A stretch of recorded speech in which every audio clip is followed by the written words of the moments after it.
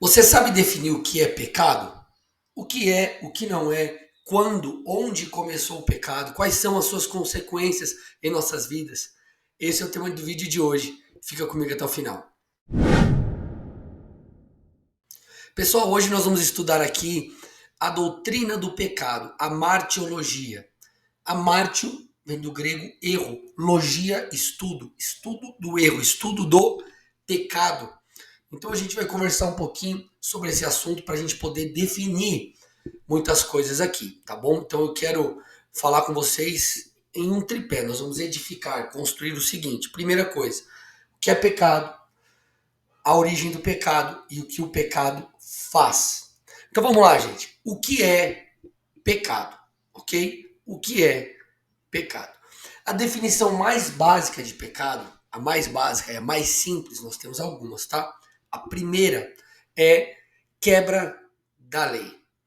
João ele traz esse conceito em sua primeira carta. 1 João 3,4. Ele disse assim: ó, todo aquele que pratica o pecado também transgride a lei, porque o pecado é a transgressão da lei. Então a primeira definição de pecado é a quebra de um mandamento, ok?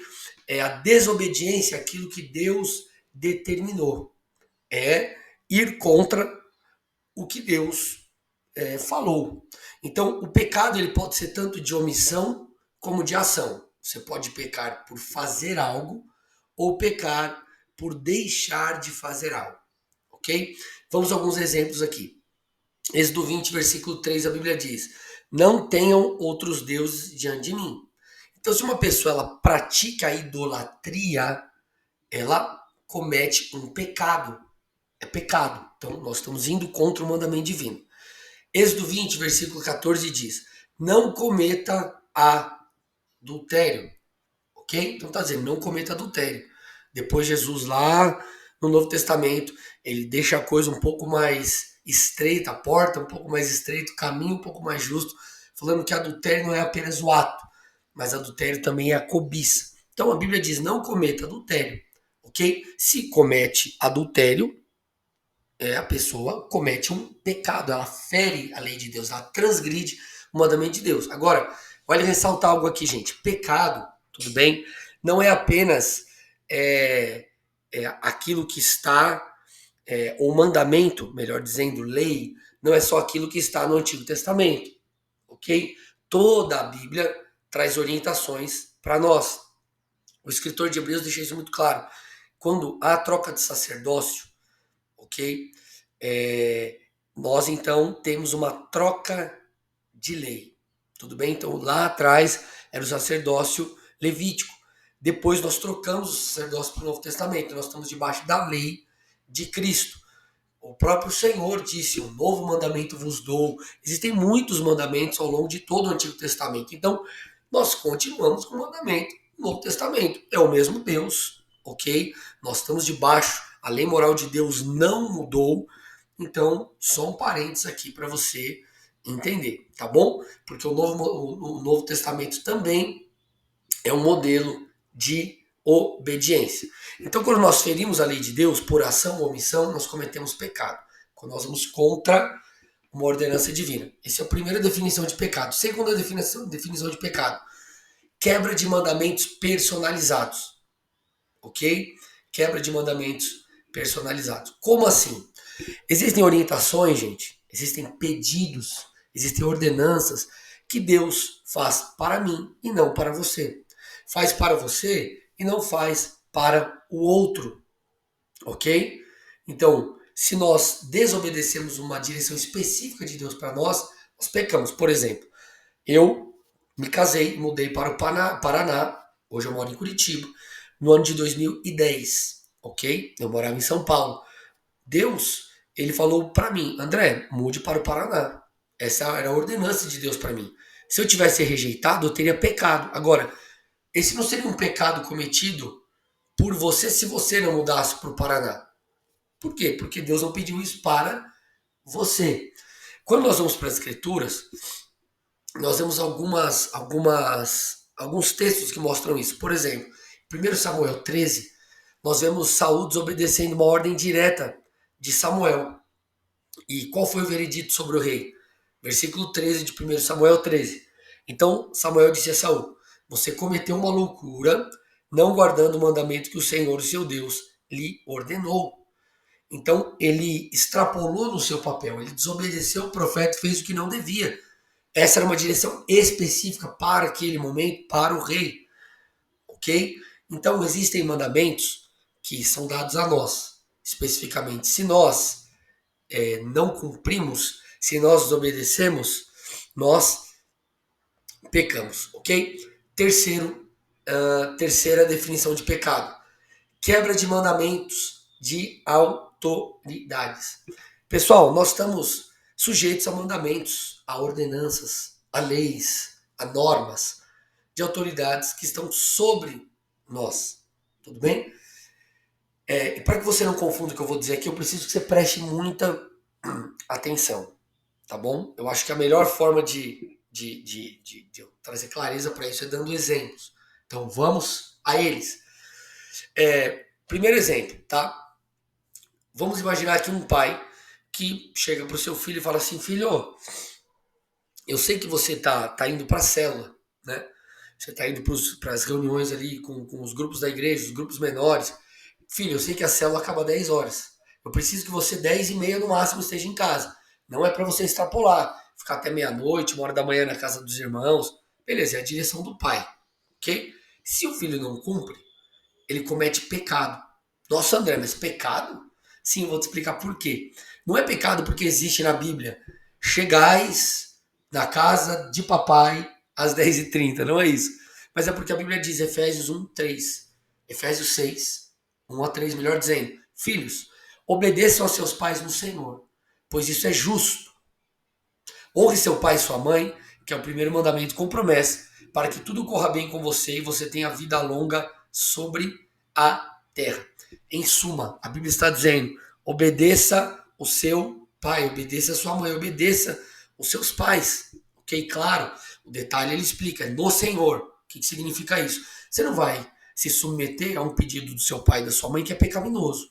Ok? Por exemplo, mentir, enfim, ou fazer alguma coisa que fere as escrituras. Agora, nesse exemplo que eu dei, é um exemplo mais do que justo, ok? Então, nós devemos obediência. E esse é um exemplo de quebra de mandamento, ok? Um outro exemplo, tá, gente?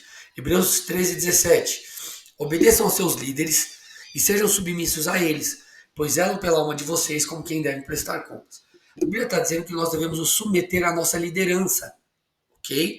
Nos submeter aos nossos pastores, enfim, submeter àqueles que estão conduzindo as nossas vidas. Agora, é o mesmo princípio quanto à questão do filho. Você não vai obedecer a um pedido que é pecaminoso. Agora, nós precisamos nos submeter a isso. Qual é a visão da sua igreja? Quais são as direções que o teu pastor tem te dado? Quais são ali a maneira da igreja que você congrega ser igreja? Quais são as direções do pastor para você enquanto um líder? Ok? Então nós temos que obedecer, nós temos que ouvir a nossa autoridade espiritual.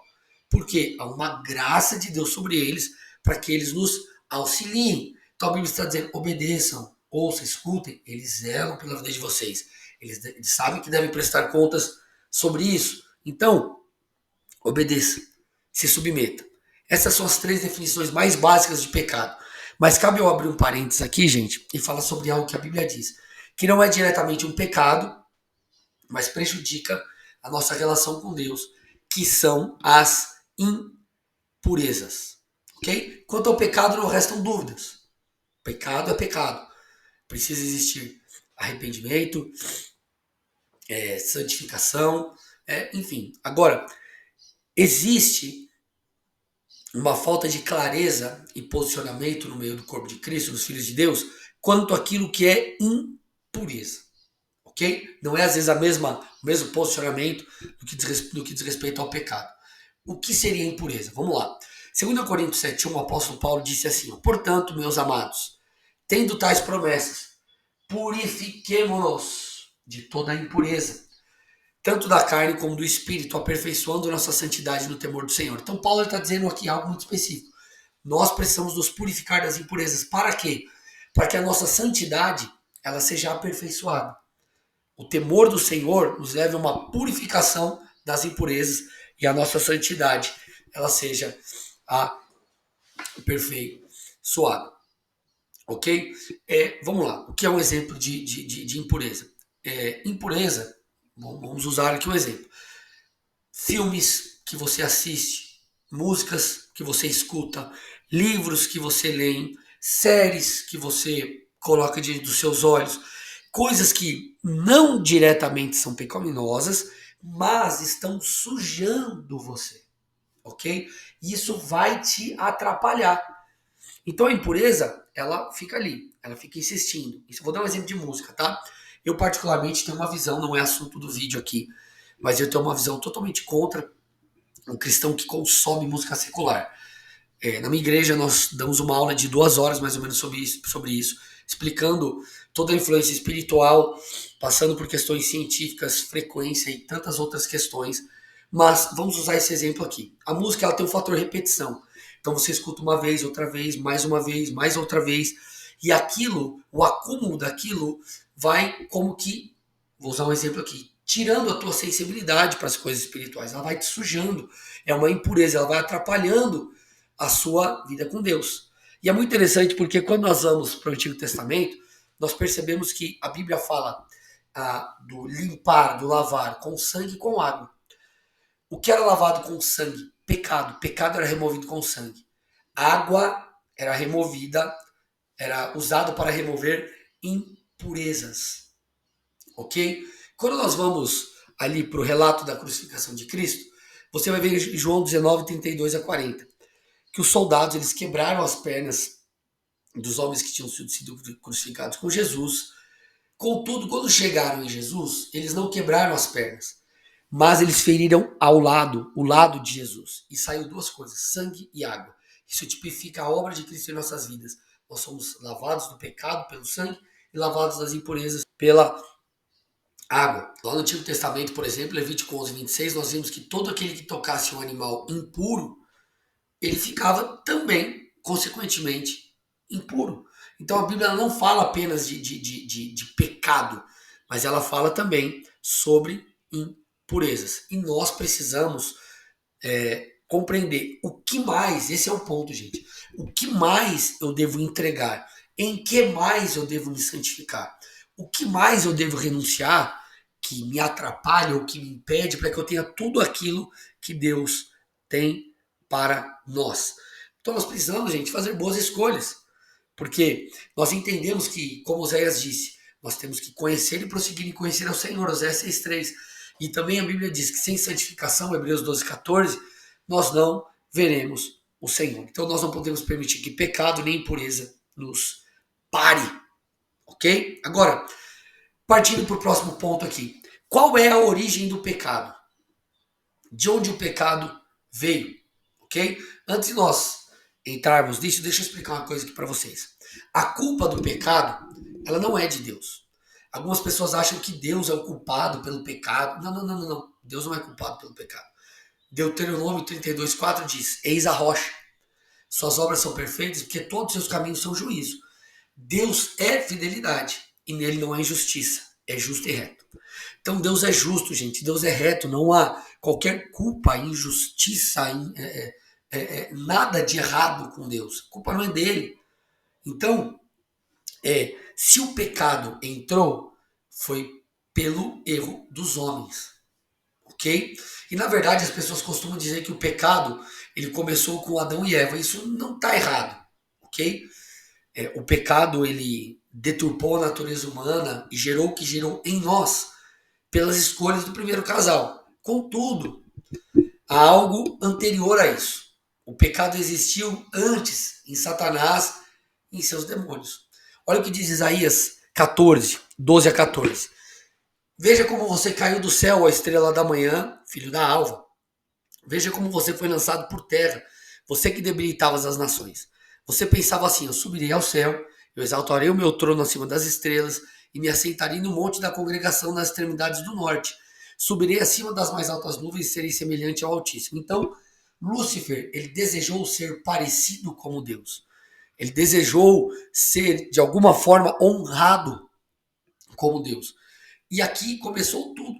Então, a partir de Adão e Eva, com sua, né, com o livre-arbítrio, com a sua livre escolha, de ferir a ordem direta de Deus, o pecado ele entrou no mundo e deturpou a natureza humana. Contudo, muito antes de Adão e Eva, o pecado existiu em Lúcifer. Agora, vamos lá, gente. O que o pecado faz? Ok? O que o pecado faz? Deus, gente, ele iniciou, você precisa entender isso, tudo através de Adão. Adão, ele era uma espécie de cabeça de raça. E como tal, e por causa disso, em razão disso, o pecado deturpou tudo que veio atrás. Então, Adão era como se fosse uma matriz. Então, imagina uma matriz que é feita e tudo que vem depois são como que cópias.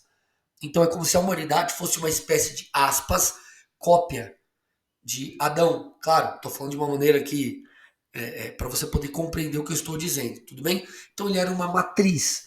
E o que veio depois, por ter deturpado essa matriz, isso aconteceu. Então, por exemplo, nós herdamos a culpa de Adão, do pecado de Adão. Nós herdamos a natureza pecaminosa de Adão. E a intimidade de Deus com o homem foi prejudicada. Em virtude disso, o que Deus fez? Deus age, Deus envia primeiramente normas, e Deus traz toda aquela lei cerimonial do Antigo Testamento para que os homens pudessem de alguma forma se relacionar com Deus, serem purificados, ainda que de alguma forma, de seus pecados, até que Jesus é enviado ao mundo. Então, gente, Jesus, na verdade, a obra de Cristo, quando você compara com aquilo que foi gerado pelo pecado, revela o quanto nós precisávamos de um Salvador. E graças a Deus que Jesus veio. Então Jesus removeu a nossa culpa, resolvendo o que a questão da culpa que eu mencionei. Ele nos deu uma nova natureza, nós nos tornamos uma nova criatura, a Bíblia diz, resolvemos o problema da natureza pecaminosa. E Cristo, que é a porta, restaura a nossa intimidade com o Pai. Gente, glória a Deus por isso. Então o pecado, ele afetou e continua afetando nosso relacionamento com Deus. Mas em Cristo Jesus nós restauramos isso. O pecado lá atrás deturpou a nossa natureza, mas hoje, por causa da obra de Cristo, nós podemos viver uma vida santificada, viver uma vida, como Pedro diz, de um povo exclusivo de Deus, como uma nação santa, como um povo separado para o Senhor. Por causa de Cristo, nós não podemos mais, nós não precisamos mais ficar com culpa, mas a cada vez que nós pecamos, nós nos achegamos diante de Deus com humildade e um arrependimento genuíno, confessando os nossos pecados, e nós somos lavados pelo sangue de Jesus Cristo. Então, gente, vamos lá. O pecado só traz dores. O pecado nos afasta de Deus. O pecado, ele nos destrói.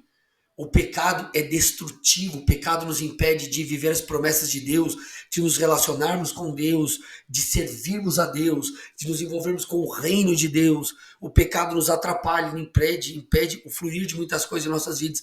Mas em Cristo Jesus, nós temos a restauração de todas essas coisas. O que eu quero que você entenda é o seguinte: Deus nos chama para uma santificação progressiva. A vereda do justo, o caminho do justo é como a luz da alvorada. É como aquele sol que começa fraquinho, mas ele vai crescendo até se tornar pleno. Deus espera, gente, que nós possamos desenvolver a nossa salvação. Deus espera que daqui 6 meses nós sejamos melhores do que somos hoje. Daqui 1 ano, 2 anos, 3 anos, e assim sucessivamente. Então nós não podemos permitir que o pecado permaneça em nossas vidas, mas mediante o arrependimento genuíno, mediante aquilo que Jesus disse: negue-se a si mesmo, tome a sua cruz e me siga, possamos viver tudo aquilo que Deus tem. Então, gente, que nós possamos nos apegar a Cristo Jesus, que nós possamos nos apegar à obra do Senhor e em santificação possamos honrá-lo. Pessoal, deixe teu comentário aqui o que você achou do vídeo, curte, compartilha, deixa outras sugestões de temas, e temos muitos outros vídeos aqui, se liga, vamos juntos, Deus abençoe.